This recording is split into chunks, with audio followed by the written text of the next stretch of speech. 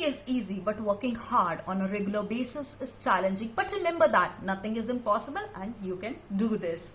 And this video, I'm going to help you out to crack your NEET PG to make your dream come true. Hello friends, this is Dr. Sangeeta and welcome back to another lecture of Dental Pathshala, where we help you understand and learn dentistry better and easy way. And this video is a little effort to help you prepare for your NEET PG exam. Subscribe and join me in your beautiful challenging journey to crack NEET PG. So without further ado, let's get started.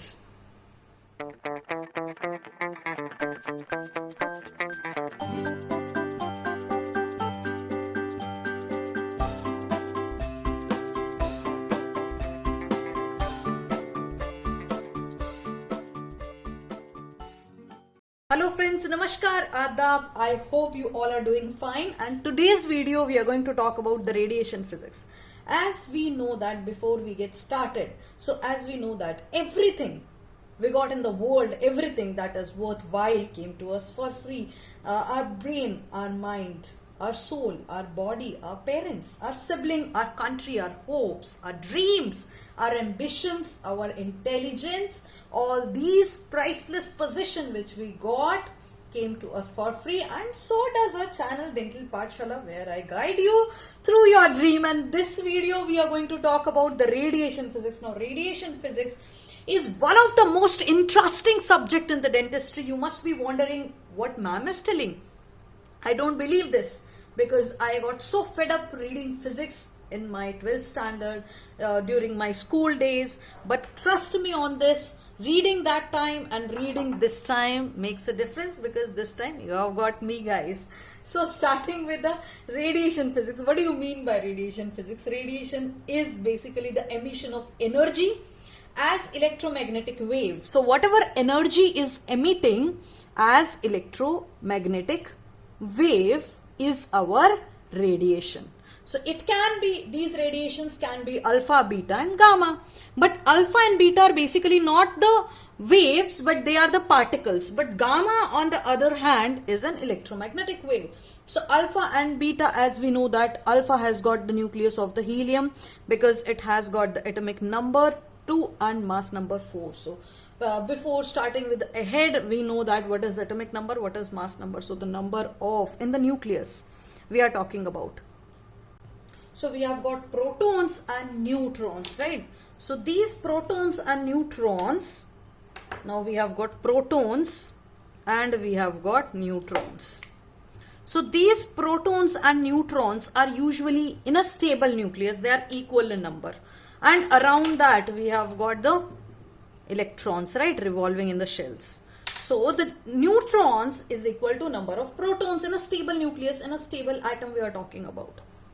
So this is our atomic number. So the number of protons is our atomic number. Suppose this is the helium.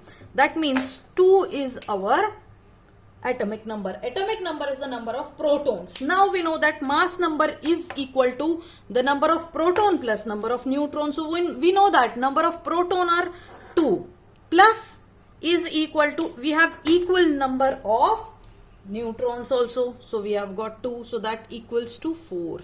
So this is the atomic number, which is the number of protons, and the mass number is the number of proton plus neutron. Now this proton we will be talking about, it contains a lot of energy. So the helium nucleus, now this nucleus is heavy nucleus compared to the beta particles or compared to the gamma radiations. This is a large nucleus. So if something is heavy, suppose there are 3 guys. One is the fat one is the average size, and one is the lean one. So if they are having a race, who's gonna go far? Of course the very thin one, because the fat one is very heavy. He will not reach far. He will have the less penetration. So we can easily stop this. So suppose if we put a lot of breakers, so he'll get exhausted jumping here and there, and he'll stop. He will stop very easily. So like that, the helium nucleus which is the heaviest nucleus. It is very easy for this nucleus to stop, and it has got less penetration, and it can be easily absorbed by the air also. Coming to the beta particle. Beta particle, we have got beta minus 1, right? So that is our beta minus 1 is, that is, it has no mass.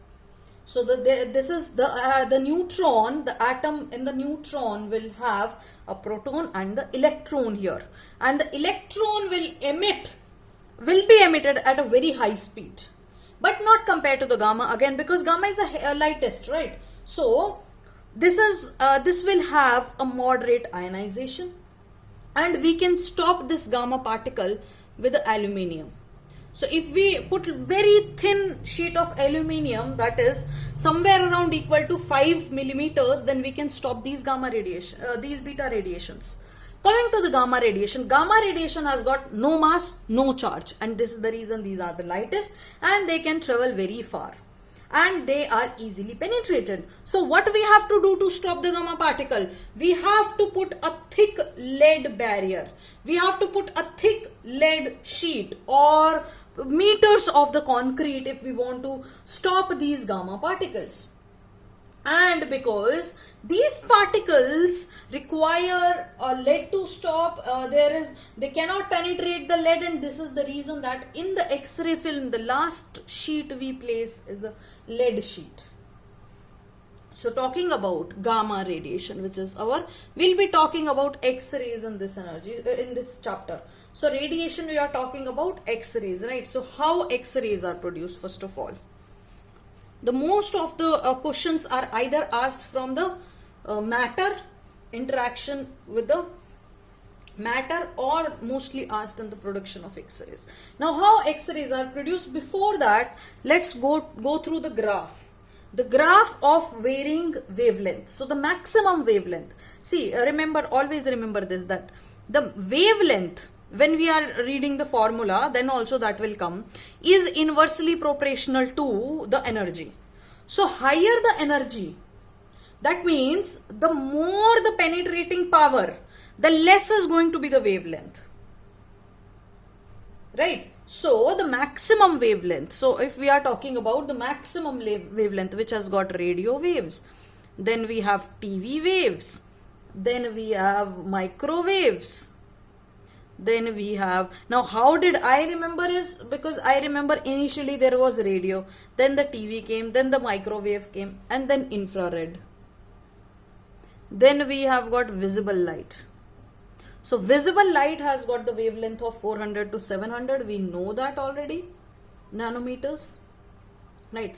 Then we have got the UV. So between the visible and our X-rays, we have got UV rays. Then X-ray. X-ray also, there are two kinds of X-ray now. The soft X-ray and the hard X-rays. So the soft X-rays will come first. They have got higher wavelength. They have got longer wavelength. But again, the penetration power is going to be less. So first comes the soft X-rays. Then comes the hard X-ray. Oh, so before we get ahead with the X-rays, now who discovered the X-rays? So Roentgen, William Conrad Roentgen, he was a German, and in 1895 he discovered the X-rays, and this discovery was accidentally discovered. So 9th of November, because date is given in the pulse, that is why I'm telling you the date also. So 9th of November in 1895. Roentgen, W.C. Roentgen, he discovered these X-ray. It was an accidental discovery, and in 1901 he got awarded with the Nobel Prize for this discovery. He was the actually first physician to got a Nobel Prize. Even before the Einstein he got. So coming back to the soft X-ray. Soft X-ray has got higher wavelength, as you can see, because we are going from higher to the lower end. So this is the higher lambda. Higher lambda. Lambda, you know, no, wavelength. Wavelength is between the two crest or two trough is our wavelength. So this is the wavelength. So the soft rays have got higher wavelength, but they have got lesser penetration. So the wavelength for soft X-ray is our 10 to 100 angstrom. Angstrom, we know that. Then coming to the hard one. Hard one is lesser wavelength. That means the wavelength is going to be lesser than this. That is 0.1 to 10 angstrom. Right. So the harder has got compared to the soft X-ray, they have got lesser wavelength, but they are more penetrating. So what do we want? What do you mean by penetration? First of all, what I mean by penetration is that, suppose this is the X-ray, okay? Suppose I want to take the X-ray of my hand. So penetration power is that it crosses and it come out of this surface. So that means when X-ray is coming, going and it is coming out of the surface, that is the penetration. That means it can penetrate my arm. That means it can penetrate the soft tissue, it can penetrate the muscles, it can penetrate the bone, right? So what do we want? If we want to take an X-ray, do we want these X-ray to stop at the soft tissue? No. We want that these X-ray penetrate so that the image of bone can come.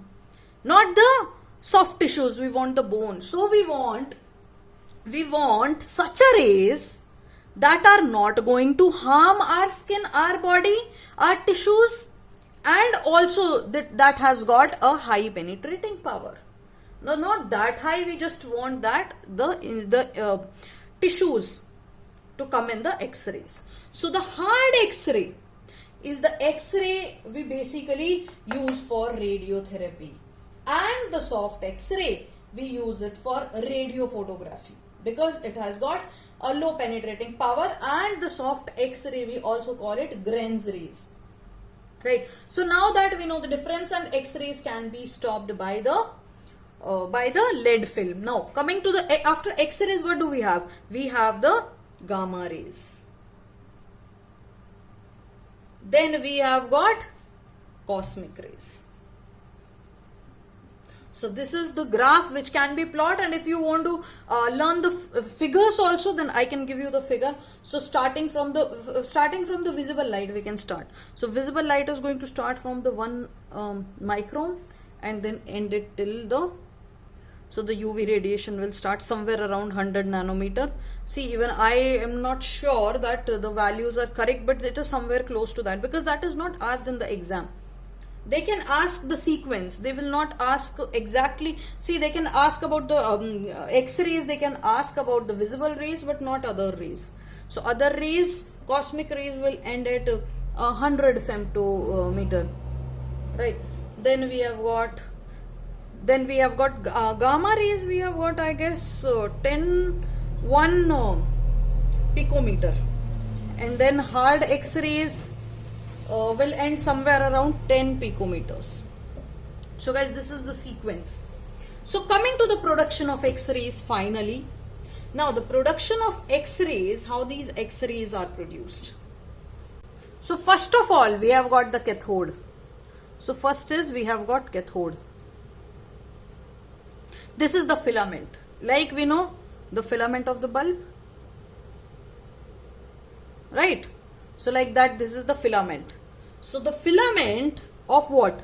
This is the tungsten filament. Mostly we take the coil of the tungsten as a filament. Then this is the filament. The filament, we are going to connect it with the voltage. So this is the negative charge. And then here we are going to connect with the, so negative charge is what? Cathode. And then we are going to connect with the anode. So the anode is our positive charge. So this anode is the target metal. Now what happens when these X-rays are emitted? So there are electrons. These electrons, when they strike this target metal at the matter, at the atom size of this metal, what will happen? This metal has got one atom, right? So what happens when, and we are passing it through potential difference. So what happens when these electrons are emitted? We are passing through a potential difference. So there is a high energy. So these electrons are going to hit the target metal. So, and this metal is connected to the anode. So what comes out is our X-rays. So these are our, let's just change the color. So what comes out is our X-rays. Right. Now this our metal target is the tungsten target, and there is a copper stem which is attached to it. Now the metal which we are taking, why we are taking the tungsten target metal? Because this has got high atomic number, high melting point, low vapor pressure. And why we are attaching with a copper stem? Because it can dissipate the heat. Because we do not want that there is that the heat is produced in the target metal, right? So in order to produce the heat, and also we collect it with the water coolant. So what do? We put the cold water, there is a cold water which is coming, so all of the metal which is getting heated is the cold water is taking up the heat, and then hot water is coming. Alright, so this is how, and this is in a whole of the thing is going to be in a vacuum in a glass chamber. So there is this slot for the X-ray to come. So what happens now? The focal spot, important thing in the exam which is asked, the focal spot. Now focal spot is that particular area of the anode of the target metal at which the electrons are coming. So this particular area wherein the electrons are colliding, wherein the electrons are hitting, wherein the electrons are touching at the anode or at the target metal is our focal spot. Focal spot which we keep is 1 into 3 millimeters. This is the actual focal spot. But what happens when there is a large area at which these electrons are striking? Now when these electrons are coming, the sharpness of the image, it is going to get reduced, it is going to get decreased. So the image which is coming is not that sharp. It is, you know what, it is like when you want to take some picture. Suppose if you want to take some intraoral photograph, and what happens when you are taking this intraoral photographs and you are zooming it. So if you want to see something, when you take a picture from far away, right? So if you take a picture bigger, or I must say you take a bigger picture. Suppose if you are taking screenshot of this and you want to see what I have written here.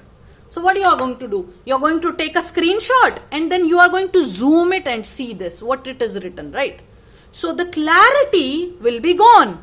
The other thing is that I take the camera, this is the camera, I take it closer to here. And then once you take a screenshot, you zoom it, then the clarity will be good.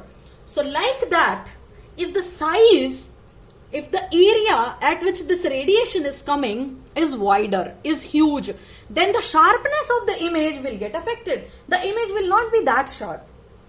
So what do we want? We want to decrease the size. But if we decrease the size, suppose I can decrease the size. If we decrease the size, what happens? Then all of these electrons which are coming at high speed, and if they are striking just at a little place, then it will melt, it will burn this, it is going to produce the heat. So it is somewhere going to harm this metal. So what do we want? We want the sharpness also. So how to decrease the sharpness? So what we do? We tilt this anode at 20 degrees, not more than 20. We tilt this at 20 degrees. So that way the beams are coming and the focal length which becomes as 1 into 1 millimeter. So this focal length, we call it the effective focal spot. So now this focal spot is our effective focal spot because there is a small source of X-rays which are coming, and this is going to increase in the sharpness of the image because we have reduced the size, and also there we have not hampered the heat dissipation also. So this is the concept of focal spot, because there are few MCQs which are asked from the focal spot. So this negative terminal tube, or we can say this cathode, we call it College tube. So this is basically the filament step down transformer. This is the negative terminal from which the electrons are emitting out, and we have connected it to the anode. At the anode we have tilted the target, we have tilted the focal spot at 20 degree. We should not incline it more than 20 degree. With respect to the central ray we are talking, with respect to the central ray we should not tilt it more than 20 degrees. So we tilt it up to the 20 degrees, and we are keeping all of this in a vacuum chamber, within a glass vacuum chamber, right? Now what happens? There is the interaction. How the X-ray is produced. I am just telling you all the equipment, I am just telling you the machinery. Now how these X-rays are produced at the atomic level. Let's just discuss it. Now what happens when this electron is coming? When this electron comes and hit some other electron, there is going to be any particle, suppose this is the electron, right? Suppose this is my target metal. So suppose this is one particle of my target metal, and this is our electron which is coming at a high speed. There are certain situations which we are going to talk about. So what happens, but basically what happens that this target metal is coming, it is going to hit this particle, and this particle will going to vibrate. If the low speed is coming, it is going to vibrate. If high speed is coming, this electron will be popped out, will be knocked out from its shell, from its house. And then the energy which is released, the photons which are released, we call it the X-rays during this process. So this is what it happens. So there are two things. There can be two situations in the X-ray production. One, we call it the Bremsstrahlung radiation. So what is there in the Bremsstrahlung radiation? What happens? Suppose this is the nucleus of the atom, and here electron is coming. Now we know that this, imagine this electron is this guy, okay, and then this nucleus is a hot, beautiful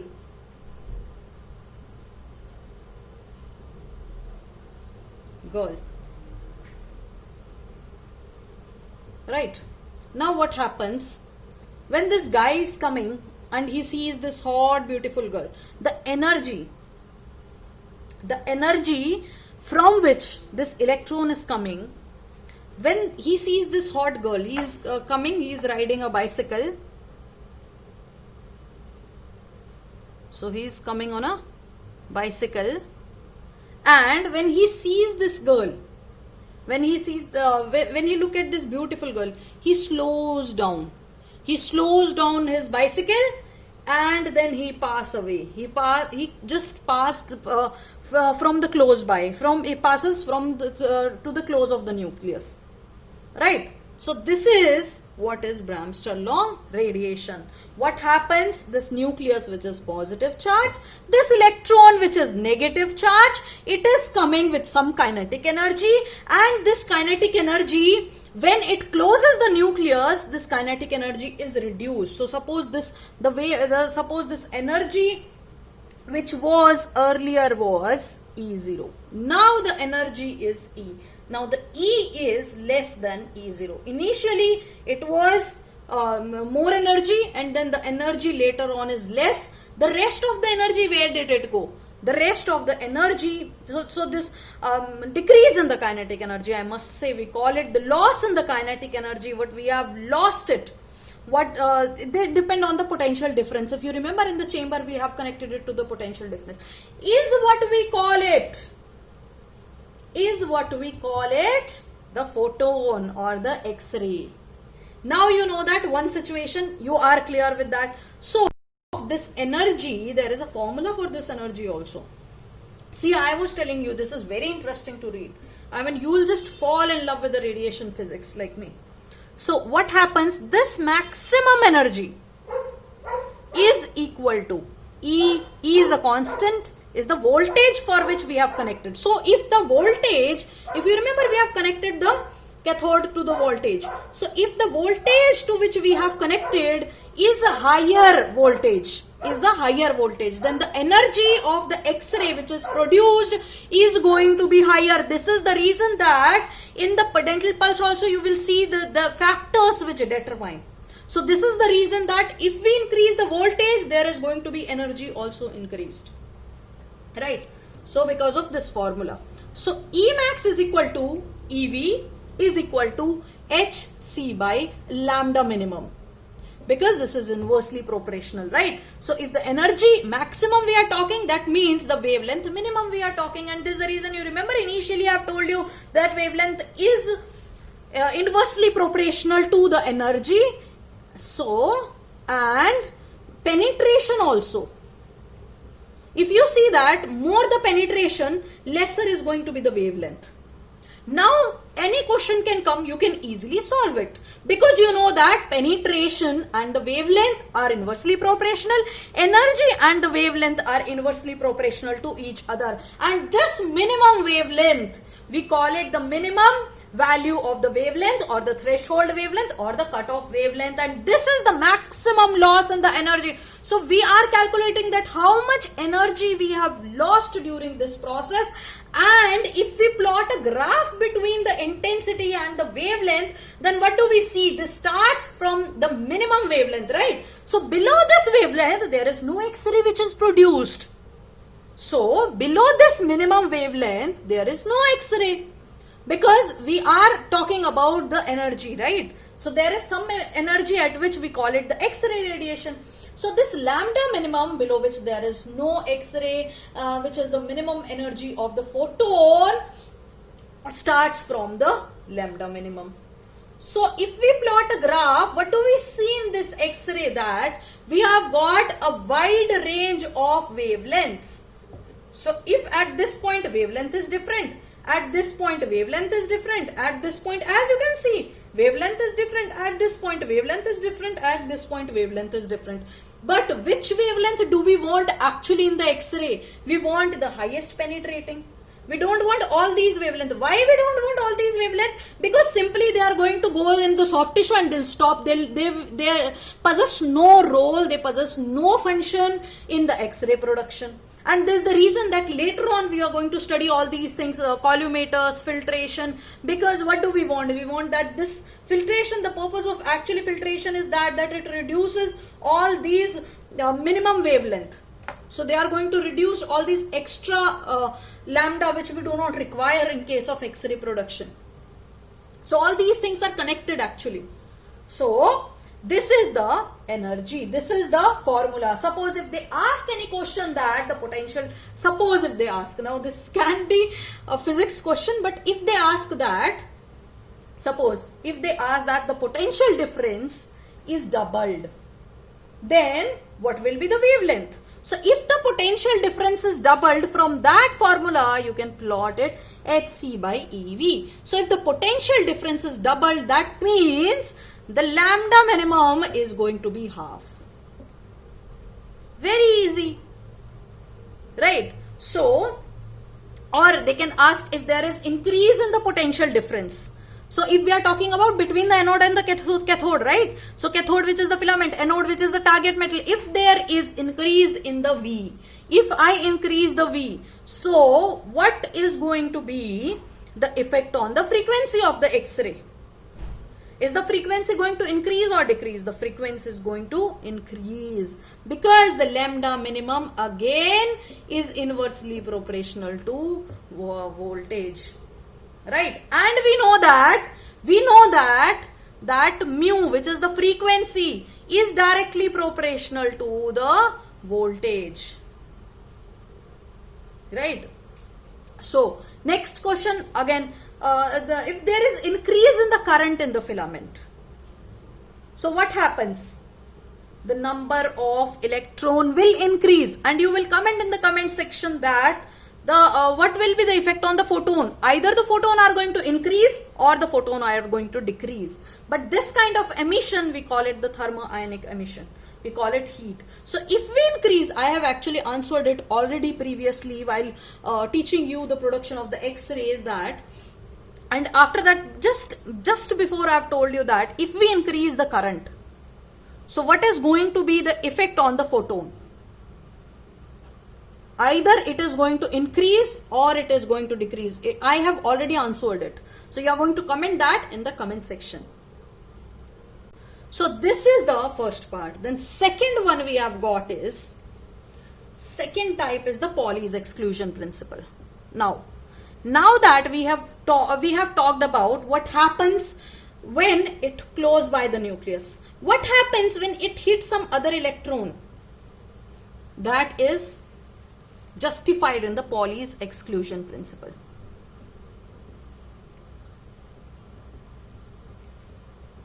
So, what is there? When this electron is going to hit the other electron, suppose this is the nucleus, and then we have got shells, right? In the nucleus we have got proton and neutron, and outer shell we have got electrons. So we have got K shell, L shell, M shell, right? So in the K we have 2 electrons, in the L we have what? 8 electrons, 6, 7, 8, and in the M shell we have got 18. I am not drawing 18 electrons, right? So 18 electrons. So what happens when these all are negative charged?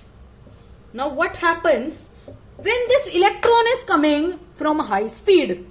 When this electron is coming from the high speed, suppose, and KL. So suppose when the electron is coming at the high speed, now what happens? This is coming, and suppose it hits this electron in the M shell. This electron is coming.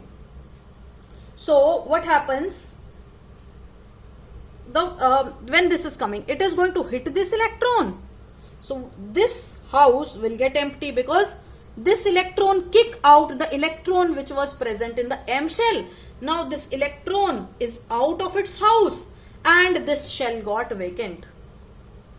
So the another electron from the M shell will come and acquire the house which is empty in the L shell, and the energy which is emitted now after the electron from M shell, when it comes to outer shell, when it comes to inner shell, the energy, the radiation which is emitted is our characteristic radiation, which we have talked about. Characteristic radiation, didn't I tell you that characteristic radiation has got, why this is called characteristic radiation? The graph we have already covered now, because it has got a continuous spectrum of the wavelength. There is no breakage in the wavelength. There is a continuous spectrum of the wavelength. This wavelength is also present. This wavelength is also present. This wavelength is also present. This wavelength is also present. This is. So there is a continuous, there is no single wavelength. There is a continuous spectrum of the wavelength. That is why we call it the continuous wavelength, the continuous radiation, the characteristic radiation. So this is the characteristics X-ray.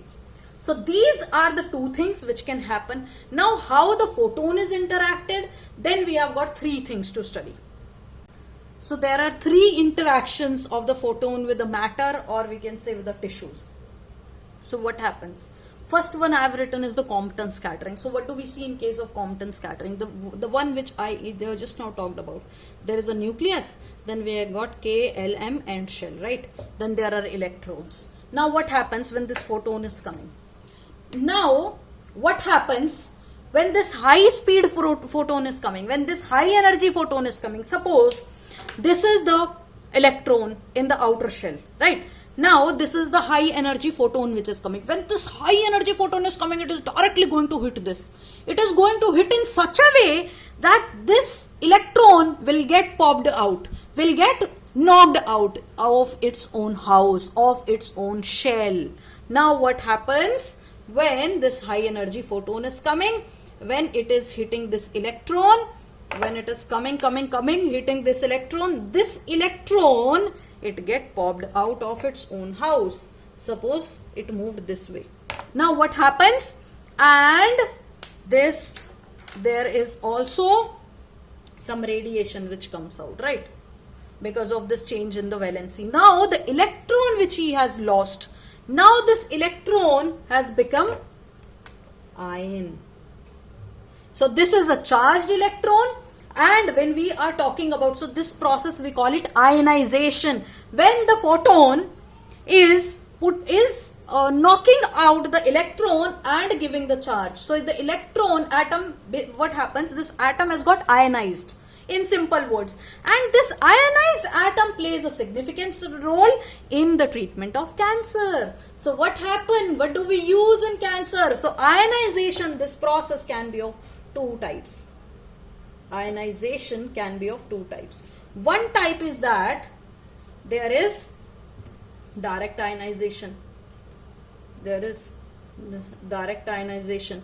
Another one is indirect ionization. That was actually, I was supposed to tell you in the biological effect, but then here it is coming, so it's better that we discuss it here itself. So what happens? This is called the direct ionization, wherein directly this photon which is coming is pushing out, knocking out the electron, and the electron get ionized. Now this ionized electron is directly going to hit the DNA. Now there are again two things. Now if this electron is hitting only one strand of DNA, that means it is good for us. There is going to be a break in the single DNA strand, break in just one strand. So that is not lethal, and this is one we used for our radiotherapy. What happens when it is going to break both the strand? Then it is not useful for us. There may be some lethal changes. Second one is the indirect ionization. Indirect ionization, when this electron or this ion, I must say, ionizes the water first. Right? So guys, and also what happens, the angle at which this electron is, if we measure the energy and the angle at which, if the angle is coming out, and if we are taking some other angle, different angle, so there is going to be, we see that there is change in the wavelength. So the change in the wavelength, it varies with the angle at which there is a scattering which is happening. Right? So the photon is going to knock out the atom. This atom creates a free radical, and then there is an interaction with the DNA which is going to cause the DNA damage. Now even on the other hand, this is very bad, but we use it for our purposes, for the good purposes. So this is the Compton scattering. So this Compton scattering we see approximately in the 60%. So 62, 60, like that. So we see that majority of the scattering is the Compton scattering. Now coming to the second one is our coherent. So coherent scattering is basically, what do we see? What did we see? We see that there was a loss in the energy, right? But in case of cohort scattering, there is no loss of energy. That means, what did we see? Suppose this is the outer shell nucleus, outer shell electron. This is the nucleus, this is the outer shell electron, right? Now we see that this photon is coming. This photon is coming, and it is of very low energy. Now how do I show you? Suppose this is the electron which is present in the target metal. This photon is coming. When this photon is coming, see, this has got very low energy. So when this photon is very low energy photon, so what happens? It is trying to hit it, but it is not that powerful that it knock out this electron out of its shell. So it will hit the electron, but the electron will just vibrate at its own position, and this photon will go away. So the energy of the photon is same. So the energy at which this photon was coming and the photon which goes is the same, but the angle changes. There is going to be deviation in the angle. This is called as the coherent scattering, or the other name can be Thomson scattering, or any name can be a classical scattering. So the energy of the incident photon and energy of the scattered photon is same. So it is seen in approximately 8% of the cases. Now, talking about the photoelectric effect. In the photoelectric effect, what do we see? We see that, again, what we have studied by now, the same thing, that the photon is coming and hitting the electron, and the electron get knocked out of its own position. Now in the photoelectron, the electron which is knocking out, we call it the photoelectron. This is the photoelectron. And from the outer orbit, one electron is coming and sitting into its position, and the radiation which is emitted out, we call it the characteristic radiation, characteristic X-ray. So this is the photoelectric effect.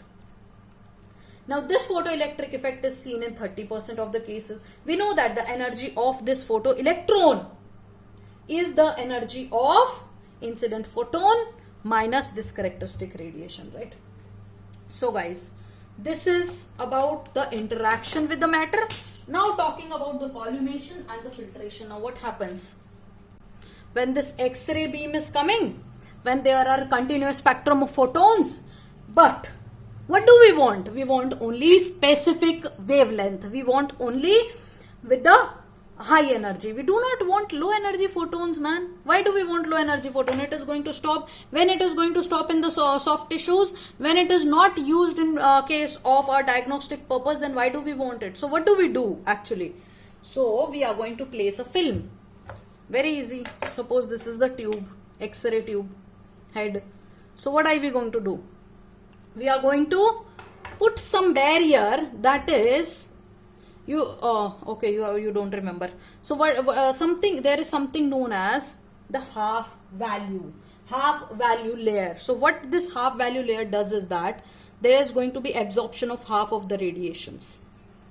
So suppose if this much radiation was coming, only half is emitted out. So only the high wavelength got emitted out. Low wavelength, this aluminium film is going to, or foil is going to absorb this.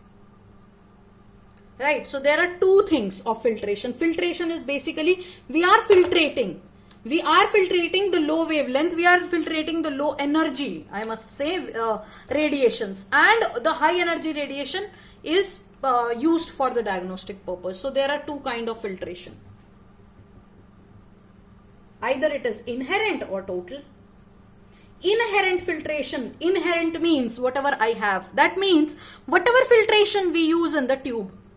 The other one we have is the one is the inherent, another one is the total. So total is inherent plus external what we are using. So internal filtration is when we are putting anything inside this tube. That tube only is going to absorb all this low energy, and the whatever is coming out is only the high energy photon. So either we are putting in the glass wall of the X-ray, we are using the insulating oil in the dental tube, or we are putting a barrier material. So the aluminium which we use in inherent filtration is our 0.5 to 2 millimeter. I am telling this value from white and ferro, okay.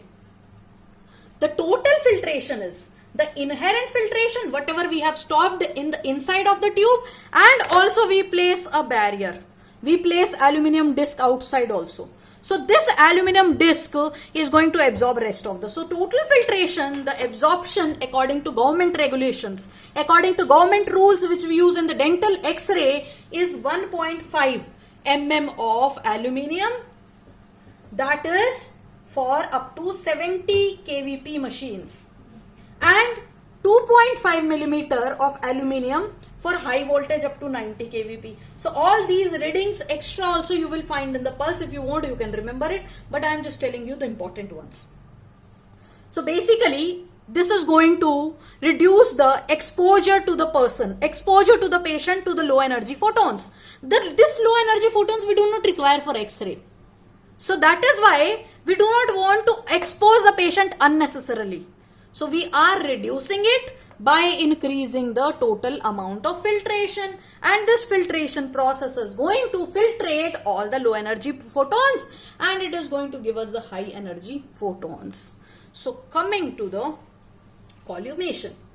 So what is now that we have reduced the low energy photons, now we do not want to expose this area also. Suppose this is the, again, suppose this is the tube head. Now what do we see? We see that the X-ray photons are coming out like this. Also we need to read the inverse square law. Now what is there in the inverse square law? Inverse square law says that the intensity of this light is going to be inversely square to the distance. So that means, like, take a torch and you observe that as far, the more far you go, the intensity or the brightness of the light will start getting reduced. Right? So if you are coming close to the torch, this is more lighter. Suppose if you are studying under lamp, right? Suppose if electricity is not there and the inverter has also gone. Now sometimes, and you are using your torch light or you are using your emergency table lamp. So more closer you keep your book to the lamp or to the bulb or to the light, the more brightness it will get, more far you will go, you'll observe that there is going to be intensity which is reduced. This is the inverse square law which is applicable for the X-ray also. So what it does is, the more far you go, the square of this distance is the intensity of the X radiation. So this is our inverse square law. If any question is asked from this, you can answer it that distances. See, this is either incident intensity is there, either they have given the energy. So all are the same thing. Now again talking about the collimator. Now what do we see? We see that there is lot of radiation which is coming out. We do not want, suppose this is my hand, this is the hand of the person, right? Suppose if I want to take X-ray of only this part and there is a bone fracture occurring at this region, I want to take X-ray of this particular area. Now all these radiation which is going to this part, this part, this part, this part, this part, I do not want. I do not want to unnecessarily expose the patient to the X radiation, right? So what I do, I'm going to put a radio opaque barrier here, and I'm just going to keep a slot in this. So in this specific area, the radiation will come out in this, from this hole, and rest of the area, rest of this barrier will absorb the radiation. So this, it is coming out, but this radio opaque material or barrier is going to absorb all this radiation. So this is our collimator. Very easy and very interesting, right? Radiation physics is very interesting. I hope that you also find it interesting. So collimators, we have got different kind of collimator. We have got a diaphragm end collimator, we have got tubular collimator, we have got rectangular collimator. So this diaphragm is basically a thick lead plate which is placed over the X-ray, and then tubular is like a tube. This tube is lined with the radio opaque material inside. So whatever light is passing, rest of this is absorbing, and only that specific port the light is coming from the X-ray port. The rectangular one is like this. So we use the round and the rectangular one most frequently in the dentistry. And also one more thing I wanted to tell you, like while the production of X-ray we have studied cathode and anode. So the cathode and anode, this is the cathode, suppose electrons are coming, and this is the anode tilted at 20 degree, right? This is the focal spot. This is our anode, which is made of tungsten, and we have got copper stem. So at the X-ray radiation, the rays which are coming from the cathode, they are very high intensity. But while these X-rays, when these central rays, when they are reaching towards the anode, they get low intensity. This we call it the Heal effect. So this we call it the Heal effect. So coming to the last topic of the today's lecture, which is the dosimetry. So dosimetry is basically determining the radiation quality, the quantity. I'm sorry. Always I say, I don't know why I say quality. I want to everything quality. I want, right? So that is the reason. Every time I say it, the quality only. So determining the quantity, determining the how much a person is exposed to radiation. Suppose if I'm working in a radiology department, and every time I'm exposed to radiation, and I want to measure that how much I am exposed to the radiation, which we call it the dosimetry. So dose is basically the amount of energy which is absorbed per unit mass at the specific site, and exposure is, we measure that how much is ionized. So exposure, to measure the exposure, we have got ionization chamber. So basically what we have is, we have got the chambers like this box shape. So we have chambers. In these chambers there are sheets which are present, there are plates which are present. So these plates are going to collect the charge, and this chamber is basically connected to the galvanometer, connected to the current sensitive galvanometer, and then it measures the how much exposure is there. So it is going to measure the charge which is in the air, or like that exposure it calculates. Also we have got, if you have seen these OMR PGs, they wear these film badges, or anyone which is working in the radiology department, they wear these film badges. So these badges, they measure the radiation. So they have got some darkening. So the amount of darkening which takes place in these badges will tell us that how much that person is exposed to the radiation. Right? So exposure is measuring the radiation, measuring the quantity of the radiation, and we measure in coulombs per kg, or we measure in Rontgen. So Rontgen, 1 Rontgen is equal to, I don't know how much, I think 1 Rontgen is equal to somewhere around 2.5 into 10 raised to power minus 4 coulomb per kg. So this is the value of 1 Rontgen. So 1 Rontgen we measure, so, or you can say air karma. Karma is basically kinetic energy which is released in the matter. So karma is K kinetic, E energy are released, and Ma is the matter. So the amount of energy, kinetic energy, which is transferring from the photon to the electron is the karma, is the kinetic energy which is transferred.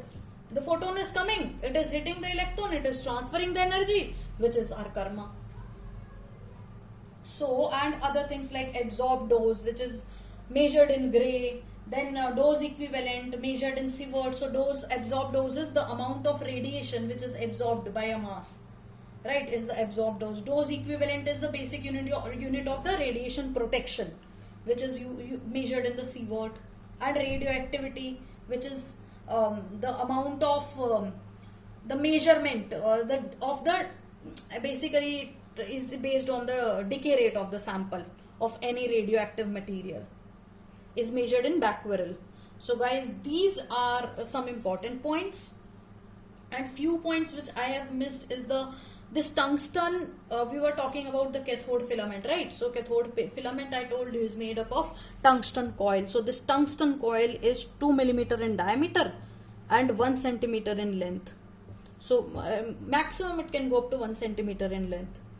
And also there are other ways to take the diagnostics, like we can take MRI or ultrasonography. So all these are the non-ionizing type, so there is no risk for radiation. But CT scan, on the other hand, it has got the maximum exposure to the radiation. So there is maximum radiation risk which is seen in the CT scan. So guys, this is about the radiation physics. I hope that you have enjoyed the radiation physics. So if you have enjoyed the radiation physics, reading it, and now you need to solve the MCQs which are given in your MCQ textbook. If you are referring Pulse, then from the Pulse or any other textbook, whatever textbook you are reading. So, and you can also comment in the comment section below, and there is a link in the description box below to support me on Paytm as well as on PayPal to make free videos for you guys and to make free notes. So till then, keep reading, keep learning, stay motivated, and keep on reading it. You just watch the lecture, that doesn't mean that your job is over. So if you want to excel in your exams, and if you want to respect my free lecture, then you will right away go and solve the questions, go and read the textbook. So guys, I hope that you have enjoyed it. So take care, stay motivated. I'll see you soon in the next video.